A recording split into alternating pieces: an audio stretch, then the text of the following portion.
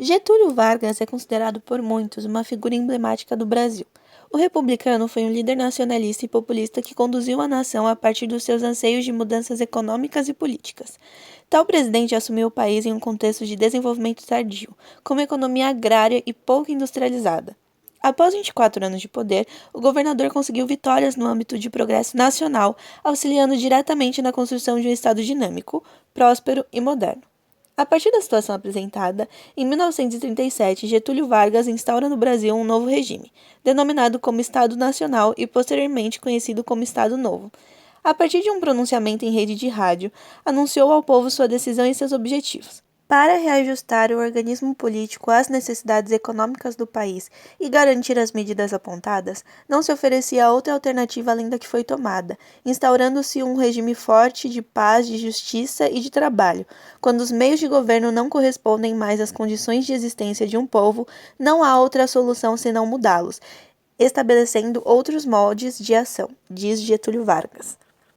Esse evento histórico teve como base a criação de uma nova Constituição, essa elaborada por um único homem, Francisco Campos, ministro da Justiça do novo regime, teve aprovação prévia de Vargas e do ministro da Guerra, o general Eurico Gaspar Dutra.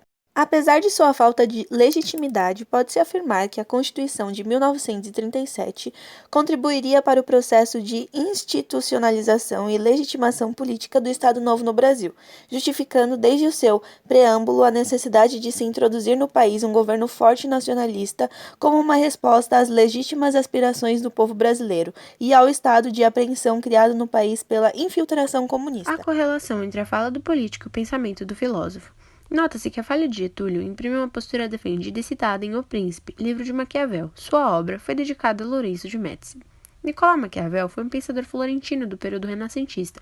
Em seu livro, o autor indicou e dissertou sobre condições necessárias para que um soberano absoluto fosse capaz de conquistar, reinar e principalmente manter o seu poder, além da defesa de um soberano rígido e de sabedorias ligadas à perspicácia e ousadia.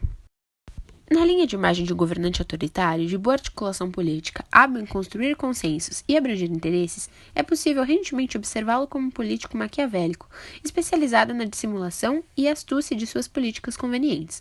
O político aparece como um dominador, dotado de ambição de mando, capaz de usar sem vacilar os instrumentos da repressão e da coerção para manter-se no poder. Se estabelecida uma relação direta entre o príncipe e o soberano, temos em O Príncipe que o exercício do poder está sempre em conflito e se forma em oposição a outros poderes. Um príncipe, segundo Maquiavel, não deve ter outro objetivo, nem outro pensamento, nem ter qualquer outra coisa como prática a não ser a guerra, o seu regulamento e sua disciplina, porque essa é a única arte que se espera de quem comanda. Capítulo 12. Consequentemente, seja quem for o general de um exército, quem possui poder soberano é sempre o generalíssimo. Sob esse aspecto, significa dizer que a possibilidade do uso da violência está ligada à possibilidade do governo, pois ela, sendo bem utilizada, gera segurança e ordem à população. Isso, além de justificar a fala autoritária de Vargas, reflete na forma de reger o poder da época do seu governo, possuindo, mais uma vez, relação direta com a obra de Nicolau. Getúlio tinha a ideia de estabelecer um governo, instaurando um regime forte de paz, de justiça e de trabalho. Mediante a isso, auxiliou diretamente na construção de um Estado dinâmico, próspero e moderno.